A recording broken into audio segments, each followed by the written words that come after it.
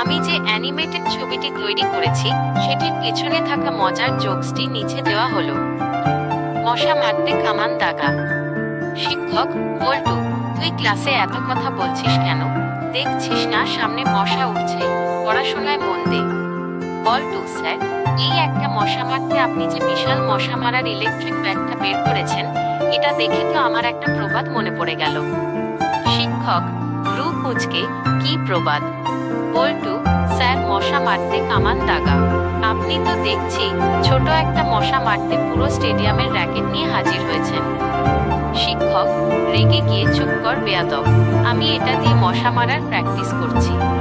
বল্টু: sir, শুধু practice করলে হবে না, মশাটা যেভাবে আপনার দিকে তাকিয়ে হাসছে, আমার মনে হয় মশাটার জন্য আপনার একটা কামান দরকার।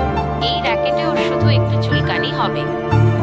ছবিটিতে দেখা যাচ্ছে শিক্ষক বেশ গম্ভীর মুখে র্যাকেট ধরে আছেন, আর বল্টু তাকে বেশ মজা করে বুদ্ধি দিচ্ছে।